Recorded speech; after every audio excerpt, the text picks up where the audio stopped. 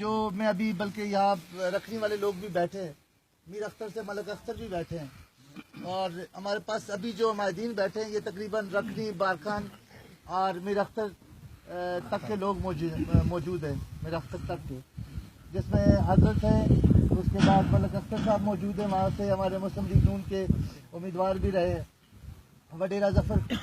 دیکھیں ان سب حالات کے باوجود ہم پر 4 اٹیکس ہوئے، اس کے باوجود میں آج آپ کے پاس بیٹھا ہوں۔ مجھے کہا گیا کہ اب کی بار اگر آپ جائیں گے تو آپ زندہ واپس نہیں آئیں گے، میں اسی دن پھر واپس آ گیا۔ یہ ملک اختر موجود ہے کہ ایک وقت یہ تھا کہ آرمی نے کہا کہ آپ نہیں جائیں گے، میں نے کہا میں جاؤں گا، مارنے والی اللہ تعالیٰ کی ذات ہے، بندہ نہیں مار سکتا۔ ہم گئے، پھر واپس آئے، پھر گئے، پھر واپس آئے۔ میں نے اس وقت تک تقریباً 65 کروڑ روپیہ دیا ہے بلوچستان میں۔ اگر مجھے سیاست کرنی ہوتی تو میں اپنے علاقے میں دیتا، میں بڑا برملا آپ کو یہ بات کہ اگر مجھے سیاست کرنی ہوتی تو میں اپنے علاقے میں دیتا، میں ان علاقوں میں نہیں آتا۔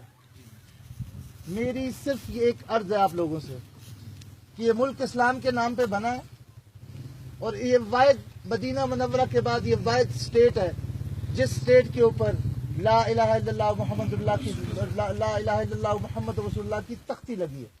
نعرہ تکبیر۔ اور دوسری بات میں آپ کو یہ بات بتاؤں کہ ہماری پاکستانیت پہ ہمیں اختلاف ہو سکتا ہے حکمرانوں کے ساتھ، لیکن اس ریاست کے ساتھ ہمارا کوئی اختلاف نہیں ہو سکتا، نہ آپ کا نہ میرا اور آپ کا رشتہ صرف ایک ہے، لا الہ الا اللہ محمد رسول اللہ کی بنیاد پر۔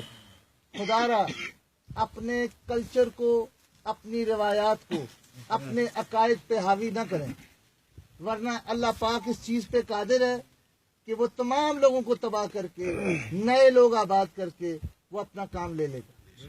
آپ میں اگر کوئی اہل دل پڑھے لکھے لوگ ہیں، آپ بزرگ لوگ ہیں، وہ علامہ اقبال نے ایک شعر لکھا تھا کہ میر عرب کو آئی ٹھنڈی ہوا یہاں سے۔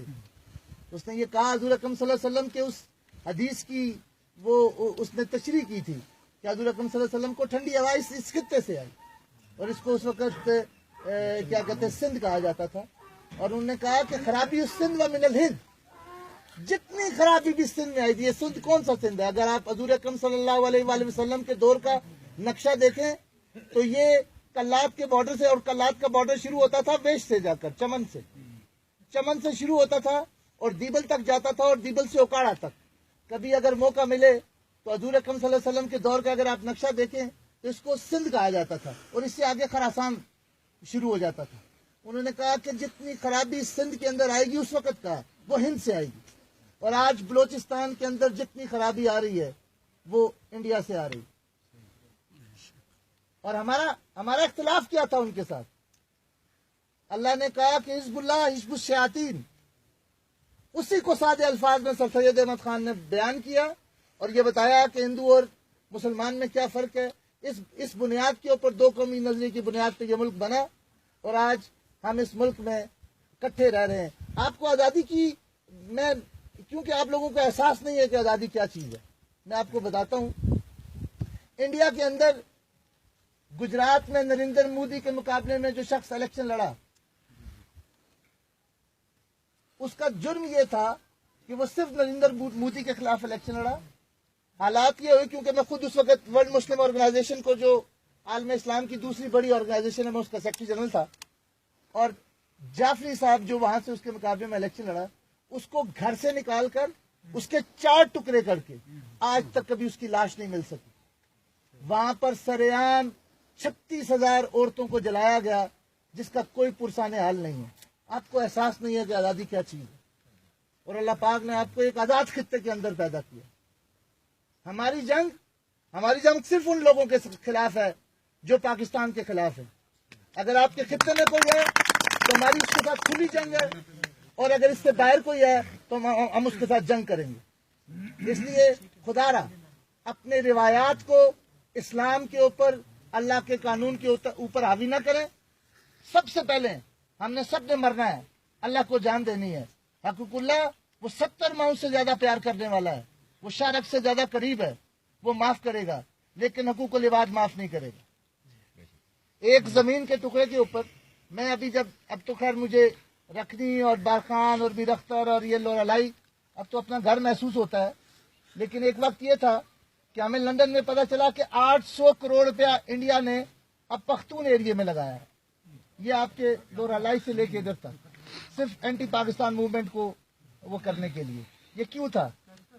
وہ نہیں چاہتے کہ یہ کوریڈور جو آج گوادر سے نکلے گی اور چائنا تک جائے گی، یہ کوریڈور اس پاکستان کے مستقبل کی ضمانت ہے.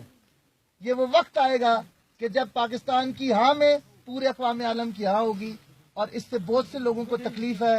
یہ بہت سے ملک یہ چاہتے ہیں کہ یہ نہ بنے. ہم نے اور آپ نے مل کر یہ جدوجہد کرنی ہے کہ انشاءاللہ ہم نے اپنی ملک کی ترقی میں اور اپنے عقائد کے مطابق اسلام کے حدود و قیود کے اندر رہ کر ہم نے اپنے ملک کے لیے لڑنا ہے اور ہم نے اپنے ملک کو بچانا ہے. باقی رہی آپ کے مسائل کی بات، بجلی کا میں نے آپ کو کہہ دیا ہے. اس کے علاوہ اگر کوئی اور معاملہ ہے تو ہم اس کو بھی ایڈریس کرنے کے لیے تیار ہیں.